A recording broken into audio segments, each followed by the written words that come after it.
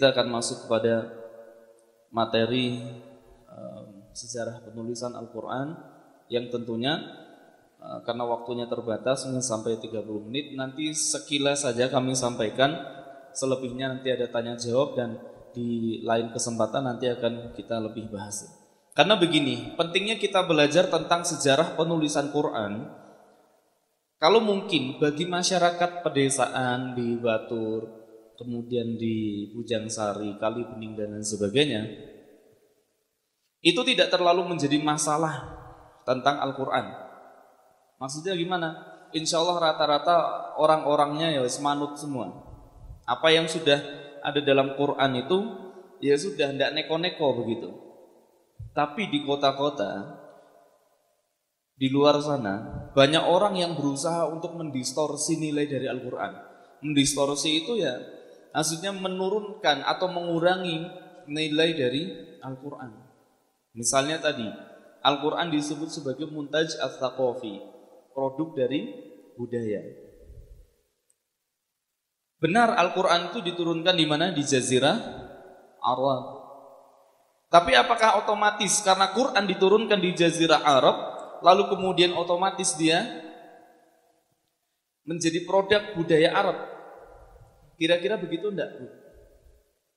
Apakah otomatis begitu? Tentu tidak. Kalau kita kemudian memahami Quran adalah produk budaya, maka sebenarnya ada keputusan sejarah dan keterputusan sejarah yang kita pelajari. Kita belajar tentang bagaimana sejarah penulisan Al-Quran. Di zaman Nabi, Al-Quran itu sudah ditulis sebenarnya. Walaupun ya tidak ditulis secara tartib, secara urutan. Akan muncul pertanyaan begini, Pak. Al-Quran itu kan tidak diturunkan urutan seperti mushaf kita. Surah yang pertama surah Al-Fatihah, yang kedua surah Al-Baqarah, yang ketiga surah apa? Ali Imran, yang keempat surah An-Nisa, sampai ke surah 114 surah An-Nas. Apakah Al-Quran dulu awal itu diturunkan seperti itu? Sudah berurutan surah Al-Fatihah, Al-Baqarah sampai surah An-Nas? Sudah belum Pak kira-kira? Belum. Bahkan ayat yang pertama turun itu surah apa? Surah Al-Alaq ayat 1 sampai 5. Bahkan ada ulama, sebagian ulama, tidak banyak, sebagian mengatakan bahwa surah yang pertama turun itu bukan surah Al-Alaq. Ada yang mengatakan demikian. Ada yang mengatakan surah yang pertama turun adalah surah Al-Mudaththir. Ada perbedaan ulama, tapi mayoritas ulama mengatakan yang pertama turun adalah surah Al-Alaq ayat 1 sampai 5. Baik. Artinya penurunan Al-Quran itu pertama tidak teratur, tidak tertib. Bahkan Al-Alaq pun hanya 1 sampai 5. Lalu kemudian ayat 6 sampai selesai itu kapan turunnya? Kapan turunnya kira-kira? Jadi Al-Quran itu motong-motong seperti itu. Kenapa? Turunnya tidak blek langsung, satu Al-Quran langsung turun. Atau misalnya turun blek langsung satu surat gitu. Kenapa kira-kira? Kenapa kira-kira Pak? Karena Al-Quran turun untuk menjawab problematika kehidupan manusia. Al-Quran turun untuk menjawab permasalahan kehidupan manusia waktu itu. Sehingga turun berdasarkan problemnya. Jadi tidak langsung turun satu Al-Quran gedebuk 30 juz 114 surat, tidak. Nanti sulit mempelajarinya. Tapi pada waktu itu Al-Quran turunkan perlahan. Ada yang kemudian turunnya setelah Nabi bingung. Misalnya ada seorang sahabat datang kepada Nabi menanyakan tentang sebuah perihal apa gitu. Lalu kemudian Nabi tidak memiliki jawabannya, baru kemudian menunggu wahyu dari Allah. Ada yang seperti itu. Atau Al-Quran bisa menjawab masalah yang pelik sekali, yang Nabi tidak bisa memutuskan masalah itu. Misalnya apa? Masalah tentang Ibunda Aisyah radhiyallahu anha. yang difitnah telah berzina dan menyelingkuhi Nabi Muhammad SAW. Na'udzubillah min dzalik. Lalu kemudian Allah turunkan surah An-Nur dari ayat 1 sampai 15. Itu untuk menjawab fitnahan yang disematkan kepada ibunda kita Aisyah radhiyallahu anha, yang sampai orang sekarang, orang Syiah sekarang itu paling benci sekali dengan ibunda Aisyah. Kenapa? Karena bagi mereka ibunda Aisyah itu adalah pengkhianat, mengkhianati Nabi Muhammad SAW. Karena mereka tidak memahami dan kemudian tidak meyakini surah An-Nur itu secara sempurna. Nah, nanti kalau berkaitan dengan orang Syiah, itu nanti akan banyak sekali. Orang Syiah akan mengatakan, oh Quran kita sama. Enggak. Mereka memiliki Quran yang berbeda. Loh Ustaz, tapi kalau MTQ kan Quran yang dibaca sama? Iya. Iya, untuk lomba memang mereka membacanya sama. Tapi dalam panduan Syiah yang asli, itu mereka memiliki Quran yang ada Quran yang sudah direvisi, ada yang kemudian Quran yang sudah diganti bahkan ditambah. Itu mereka. Nah, maka kita juga perlu berhati-hati tentang itu. Nah, ketika masa Nabiullah Muhammad SAW, Al-Quran sudah mulai ditulis, tetapi tidak secara tertib. Artinya ayat turun ditulis di pelepah, ayat turun ditulis di batang kayu, di lempengan kayu, di batu, di pahat dan lain sebagainya. Turunnya seperti itu, sehingga satu kasus lalu kemudian Allah turunkan wahyu, ditulis satu kasus wahyu. Tapi bagaimana kemudian Al-Quran yang diturunkan misah-misah tadi itu bisa sekarang menjadi urutan sampai sekarang? Kira-kira bagaimana caranya? Karya siapa kira-kira Pak? Siapa yang mengawali penulisan Al-Quran secara utuh seperti itu Pak? Siapa? Sahabat Utsman bin Affan. Betul? Siapa yang mengawali penulisan secara utuh? Ya, sekretarisnya Nabi Allah Muhammad SAW yaitu Zaid bin Thabit. Walaupun sebenarnya pada zaman awal kenabian, pada zaman Nabi SAW, penulisan Al-Quran itu sebenarnya tidak hanya ditulis oleh sahabat Zaid bin Thabit radhiyallahu anhu, tetapi juga ditulis oleh sahabat Ali bin Abi Thalib, lalu kemudian sahabat Muawiyah bin Abi Sufyan dan Ubay bin Ka'ab radhiyallahu anhum. Hanya kemudian Nabi Muhammad SAW lebih memilih sahabat Zaid bin Thabit radhiyallahu anhu untuk menjadi ahli tulis atau juru tulisnya Nabi SAW. Jadi Nabi ketika ada wahyu lalu sampaikan kepada Zaid bin Thabit, lalu kemudian Zaid bin Thabit radhiyallahu anhu menyampaikan kepada sahabat-sahabat yang lain, ditulis melalui pelepah-pelepah tadi. Nah, tetapi kemudian penulisan Al-Quran secara teratur, secara tertib, secara urutan-urutan itu dimulai itu dari zamannya sahabat Abu Bakar radhiyallahu anhu. Itu pertama dimulai. Artinya baru pertama permulaan. Loh, lalu bagaimana mengurutkan itu semua? Apa para sahabat ngarang dewe? Kira-kira gimana, Pak? Apakah para sahabat itu ngarang, Pak, untuk menyusun Al-Quran yang sedemikian rupa itu? Apakah sahabat Abu Bakar ngarang sendiri? Tidak. Tentu ini kelebihan mereka. Para sahabat itu menuliskan Al-Quran di pelepah-pelepah, tapi mereka juga menuliskan Al-Quran di otak dan di hatinya. Jadi Quran itu dihafal betul. Dan Nabi membimbing para sahabat tentang urutan-urutan Qurannya. Nabi membimbing itu. Sejak awal suratul Fatihah, Al-Baqarah, Ali Imran, An-Nisa dan lain sebagainya, itu atas bimbingan dari Nabi Allah Muhammad SAW. Walaupun mereka tidak menuliskan secara utuh sejak awal seperti itu, tapi dibimbing oleh Nabi, Pak. Lalu kemudian sampai pada sahabat Abu Bakar As-Siddiq radhiyallahu anhu, masuk kemudian sampai pada sahabat Umar ibn Khattab radhiyallahu anhu. Hanya kemudian ada permasalahan sedikit di situ. Kenapa? Karena termasuk sahabat Abu Bakar As-Siddiq awalnya memang tidak menyetujui untuk penulisan Quran. Kenapa? Karena memang ya Nabi tidak melakukan itu.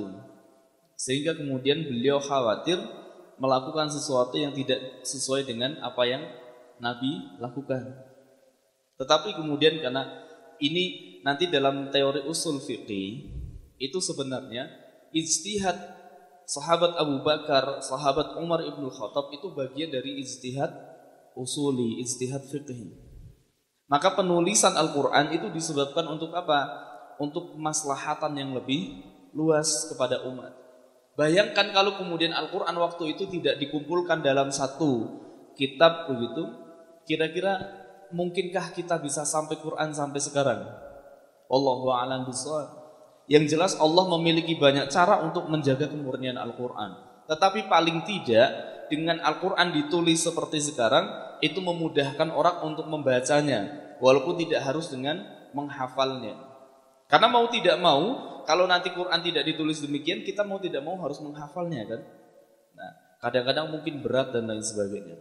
Tapi wallahu a'lam, itu semua adalah karunia dari Allah agar kemudian mereka bisa melakukan hal itu. Dan Bapak Ibu sekalian, penulisan awal mula Al-Quran itu juga tidak seperti mushaf yang kita baca, Pak. Dulu Al-Quran pertama turun itu tidak dengan tanda baca. Yang namanya fathah itu belum ada, kasrah itu belum ada, dhammah juga belum ada, sukun juga belum ada. Bahkan Al-Quran dulu penulisannya juga tidak gandeng. Jadi misah-misah, Pak. Alif, hamzah. Lalu kemudian misalnya kalimat alhamdulillahirabbil alamin gitu. Itu tidak kemudian alif atau hamzah, lalu kemudian lam, ha, mim, dal, itu enggak. Tapi tulisannya terpisah.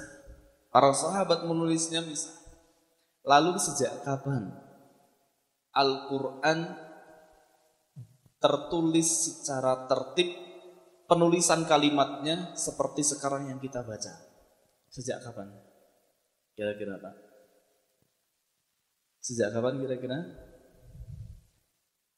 Sejak zaman generasi tabi'in, itu baru Quran ditulis secara sempurna dengan harokat dan dengan titiknya. Baru generasi tabi'in, fathah, kasroh, dhammah, itu baru generasi tabi'in, Pak Bu.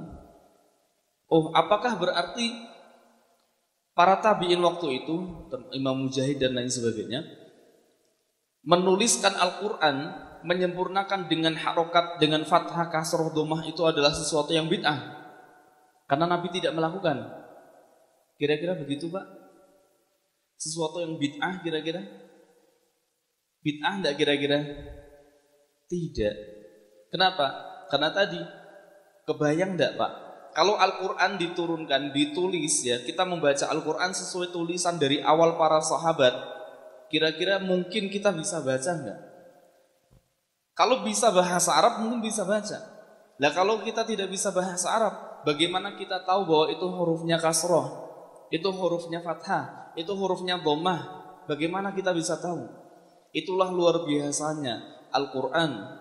Dia diturunkan, Quran itu diturunkan tidak secara sempurna penulisannya. Ingat Pak, tidak diturunkan secara sempurna penulisannya.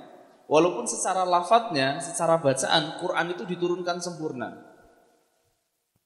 Ingat sekali lagi Pak, Bu, Al-Quran diturunkan tidak sempurna secara penulisannya, tetapi secara lafal, secara bunyi bacaan, Al-Quran diturunkan secara sempurna. Walaupun tidak secara sempurna, tapi kemudian Allah memiliki cara lain untuk menyempurnakan Quran. Maka kemudian disitulah muncul para ulama-ulama Quran, ahlul Quran, yang kemudian merumuskan ayat-ayat tersebut untuk menjadi lebih sempurna. Sampai kemudian sekarang kita baca Quran ini. Nah, beriringan perjalanan penulisan Quran itu Bapak Ibu sekalian, pada generasi sahabat Utsman ibn Affan radhiyallahu anhu ketika beliau menjadi khalifah, ada problem besar.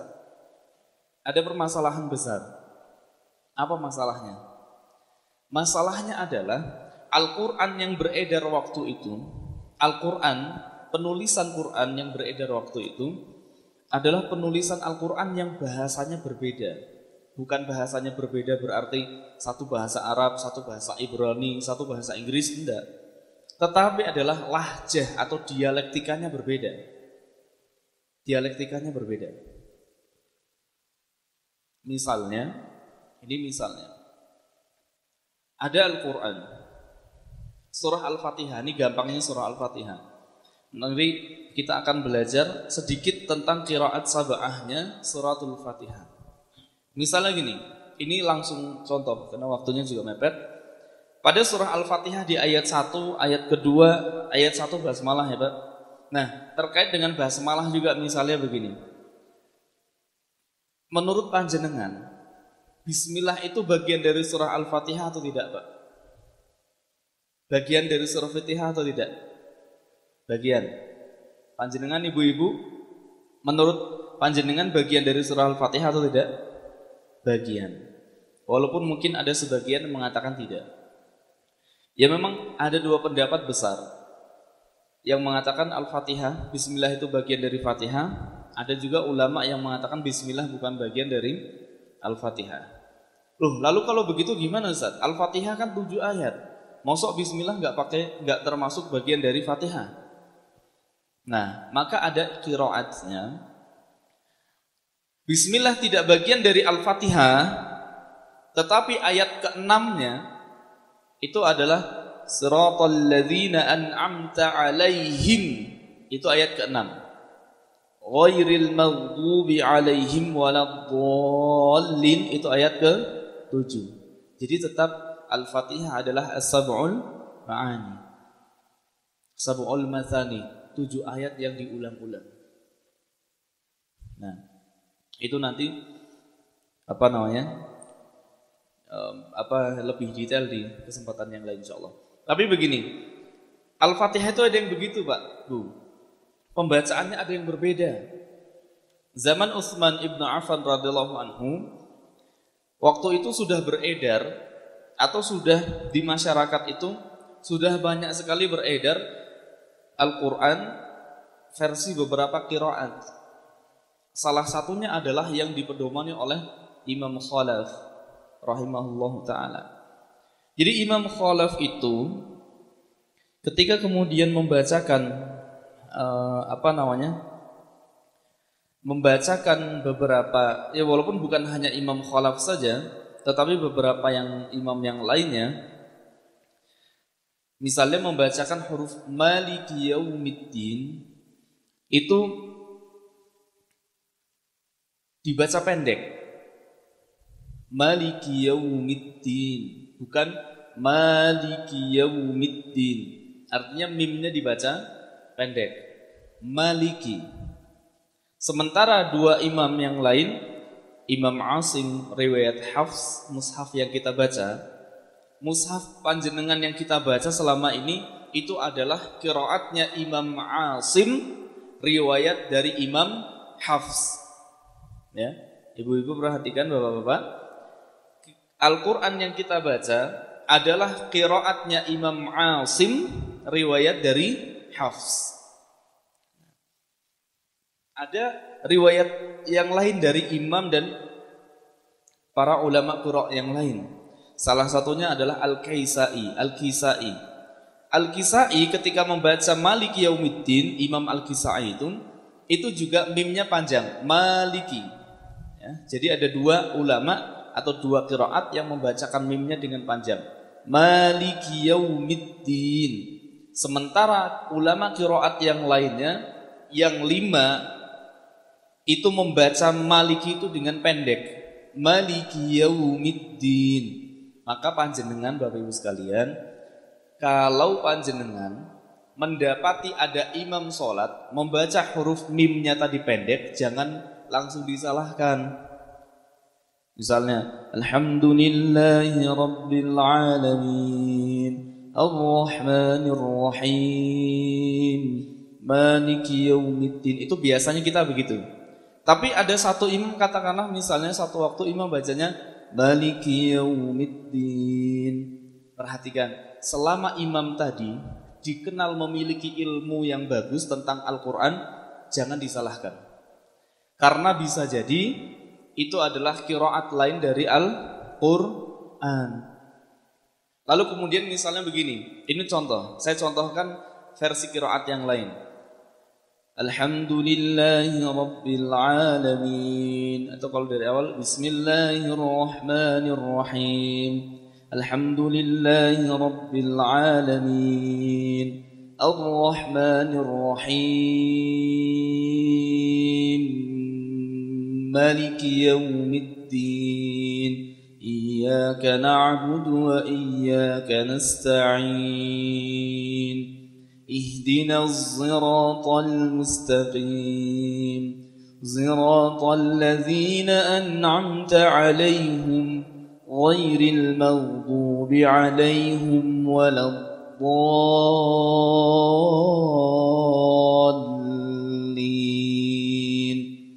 Misalnya begitu. Itu adalah qiraat, beberapa qiraat saya gabung jadi satu. Nah, ada bacaan Al-Quran, surah Al-Fatihah itu seperti itu Pak Bun. Ya. Misalnya tadi Ar-Rahmanir Rahim, Maliki Yaumiddin.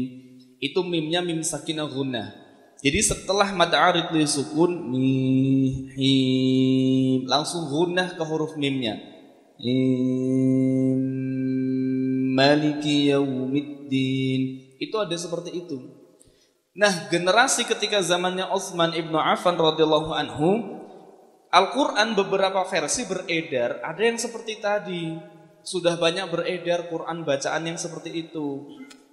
Ya. Atau ada bahkan qiraat, misalnya qiraat Imam Qunbul itu begini. Siratal ladzina an'amta 'alaihim ghairil maghdubi 'alaihim waladdallin. Jadi setiap yang mim sukun, him itu mesti dibacanya jadi tasil. Jadi apa namanya? Langsung nyambung, himu. Ya. Itu ada yang seperti itu. Nah, kembali ke tadi. Ketika zamannya sahabat Utsman ibnu Affan radhiyallahu anhu, itu Al-Quran sudah beredar banyak seperti itu, Pak, qiraatnya. Cara bacanya itu baru Al-Fatihahnya, belum surah-surah yang lain. Lalu kemudian sahabat Utsman bin Affan radhiyallahu anhu mengambil inisiatif. Untuk apa? Untuk mengambil salah satu qiraat saja yang terbaik dan paling mendekati benar sesuai dengan apa yang menjadi ajaran dari Rasulullah SAW yang biasa diajarkan kepada para sahabatnya. Lalu kemudian muncullah satu mushaf tunggal waktu itu yang kemudian dibukukan secara resmi oleh Khalifah Utsman ibnu Affan radhiyallahu anhu yang sekarang lebih terkenal dengan mushaf Utsmani. Rasamnya, penulisannya, gaya penulisannya adalah rasam Utsmani. Nah, qiraatnya adalah qiraat Imam Asim riwayat dari Hafs yang kita baca sekarang. Nah, maka Quran itu betul-betul luar biasa Bapak Ibu sekalian. Apakah qiraat yang tadi salah? Misalnya yang alaihim lalu dibaca alaihimu, bahkan alaihum. Apakah itu salah? Tidak, Pak, tidak salah. Hanya butuh ilmu lebih untuk mempelajari tentang itu. Butuh ilmu lebih. Nanti ada namanya ilmu qiraat sab'ah. Qiraat yang 7, imam 7. Ya, ada Imam Al-Kisai, Imam Qumbul, Abu Amir Ad-Dani, Imam Nafi', kemudian Imam Ibnu Katsir, ya kan? Kemudian Al-Kisai dan Imam Asim, ada 7 qiraat. Lalu ada lagi yang disebut qiraat asyrah. Nanti kalau panjenengan misalnya mau belajar qiraat sab'ah, nanti panduan yang referensi utamanya adalah kitab Hirsul Amani atau yang disebut sebagai matan Syatibiyah.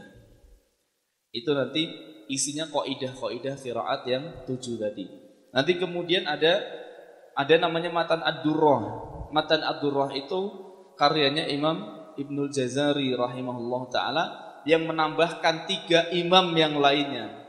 3 imam qiraat sehingga menjadi qiraat yang 10. Ada qiraat asyrah, sughra, ada kubra. Nah, tapi itu tidak penting untuk panjenengan pelajari sebenarnya. Artinya secara mendalam tidak penting, sekedar sebagai pengetahuan bahwa Al-Qur'an diturunkan itu tidak hanya dengan satu pembacaan atau satu cara baca. Inilah luar biasanya Quran, Pak. Maka saya selalu bilang, kalau kita belajar Quran sungguh-sungguh dan sesuai dengan tahapan-tahapan yang benar, kita tidak akan pernah selesai belajar Quran itu, Pak. Tidak akan pernah selesai. Kalau panjenengan sudah misalnya tafsir, belajar, merasa aku ikut pinter, Quran tafsir gus tak sinauni. Jangan dulu bangga, Pak. Bisa jadi ilmu qiraat juga belum dipelajari. Kenapa?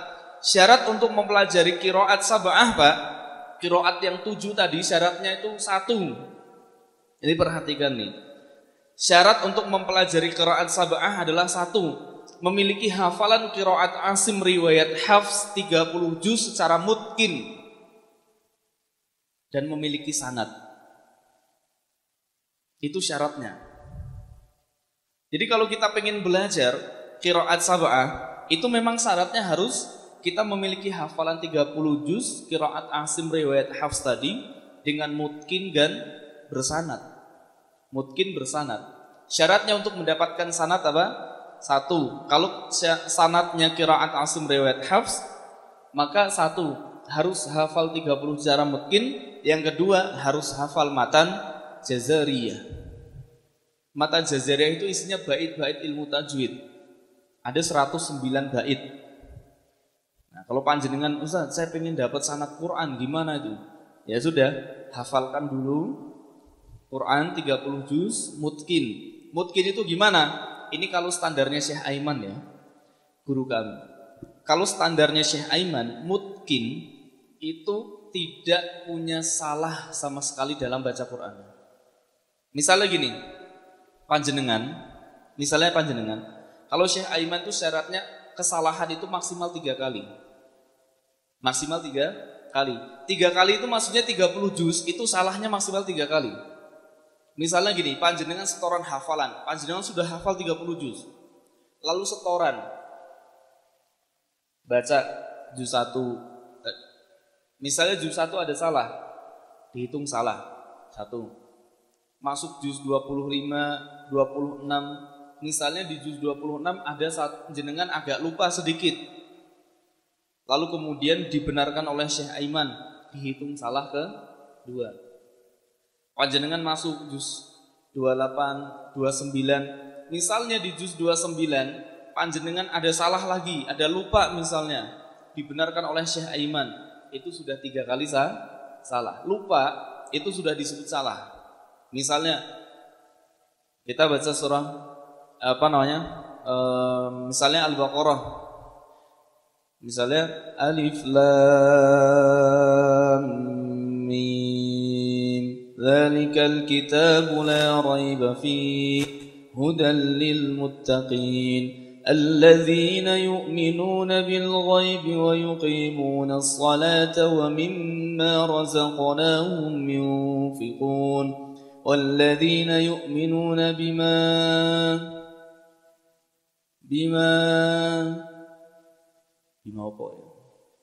misalnya sudah 2 kali mengulang salah, itu sudah disebut salah oleh Syekh. Berarti kalau salah ketiga kali sudah maksimal salah.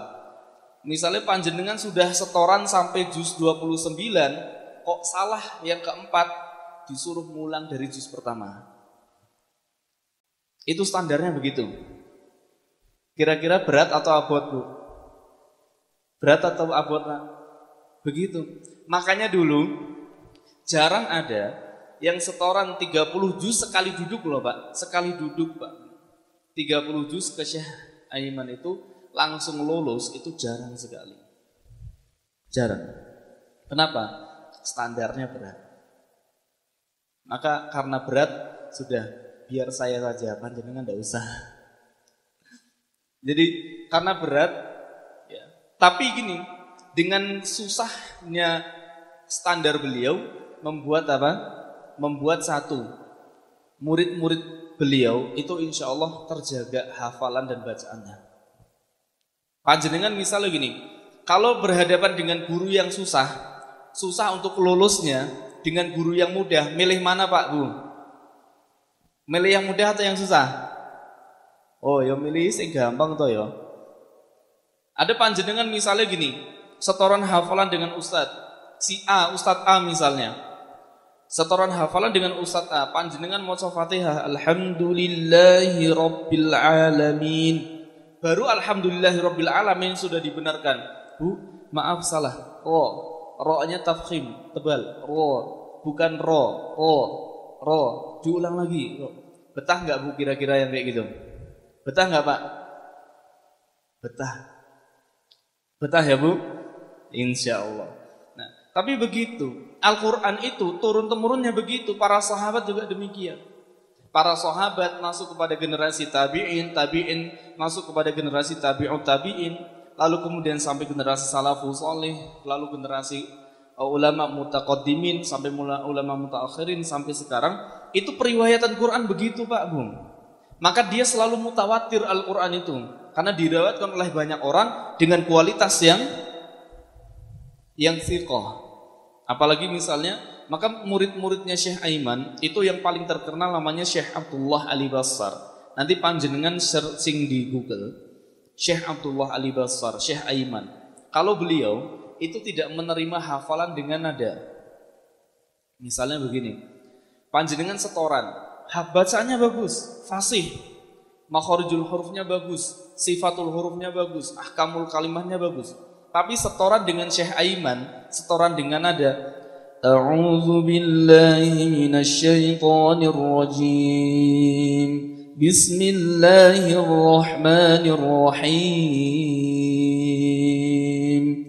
Tabarakalladzi biyadihil mulku wa huwa ala kulli syai'in qadir. Baru baca satu ayat sudah ditolak sama beliau. Baru baca satu ayat dengan nada sudah ditolak sama beliau. Kenapa? Karena Syekh Aiman tidak mau menerima setoran hafalan dengan nada. Itu tidak mau. Setoran hafalan dengan nada itu tidak mau. Beliau itu baru menerima setoran hafalan kalau nadanya nada biasa. Tidak perlu pakai lagu makomat ya. Jiharka, bayati, nahwan, ros, dan lain sebagainya. Beliau tidak mau. Jadi beliau itu hanya menerima setoran yang ringan, yang tidak pakai nada seperti itu. Maka kalau beliau bacaan juga datar. A'udzu billahi minasy syaithanir rajim. Bismillahirrahmanirrahim. Alhamdulillahi rabbil alamin. Ar-Rahmanir Rahim. Bacanya seperti itu, Pak. Coba bayangkan, panjenengan baca begitu, setoran 30 juz, kira-kira butuh berapa lama, Pak? Butuh berapa lama, Bu? Tapi memang demikianlah Al-Quran itu. Itu kalau kami ya. Makanya kalau saya sering ditanya, bagaimana kalau membaca Al-Quran dengan maqamat? Dengan nada bayati misalnya, A'udzu billahi minasy syaithanir rajim. Kalau bagi kami, nada yang terlalu mendayu begitu, bagi kami dan guru-guru kami ya, itu haram. Kalaupun pakai nada, tidak perlu mendayu. Misalnya tadi, saya bacakan dengan nada nahwan. Misalnya, Alhamdulillahi rabbil alamin. Ar-Rahmanir Rahim. Maliki yaumiddin. Iyyaka na'budu wa iyyaka nasta'in. Itu masih oke, masih boleh. Tapi kalau sampai mendayu deh, misalnya gitu, bagi kami itu tidak menerima seperti itu. Karena saya sendiri termasuk, pokoknya gini Pak Bu, kalau panjenengan tanya kepada saya tentang nada Al-Quran, cara membaca dengan nagom seperti tadi, saya bilang lebih baik tidak perlu seperti itu. Nada-nada yang agak lebih datar saja, tidak perlu pakai yang nada-nada seperti itu. Karena nanti banyak rusaknya. Walaupun tidak semua ya Pak. Panjenengan boleh pakai nada bayati, boleh pakai nada ros, jiharka, nahwan boleh. Tapi satu hal yang paling diperhatikan, jangan sampai nada itu merusak makhrajnya dan sifatul huruf. Jangan sampai itu. Maka itu yang kami pedomani dari guru-guru kami, termasuk Syekh Aiman itu. Mudah-mudahan ilmu bermanfaat buat kita semua, dan mudah-mudahan Allah mudahkan kita untuk terus belajar Quran, menjadi ahlul Quran, dan mudah-mudahan kelak kita dipertemukan dengan ahlul Quran di surganya Allah Subhanahu wa taala. Saya kira cukup itu sedikit dari saya tentang sejarah penulisan Al-Quran dan ilmu qiraat. Sedikit sekali, baru sedikit dari sekian banyak sejarah Quran. Namun itu yang paling penting untuk kita pelajari agar kemudian setidaknya kita tahu, oh memang ada Quran itu cara bacanya begitu. Jadi biar kita paling tidak bisa bertoleransi tentang bacaan-bacaan Al-Quran itu. Ini mudah-mudahan sedikit ini bermanfaat. Nasr minallah wa fathun qarib wa basyiril mu'minin. Wa akhiru da'wana anil hamdulillahi rabbil alamin. Ada pertanyaan? Tanya jawab? Monggo kalau ada tanya jawab, kalau ada yang mau bertanya silahkan, kalau tidak ya monggo. Assalamualaikum warahmatullahi wabarakatuh.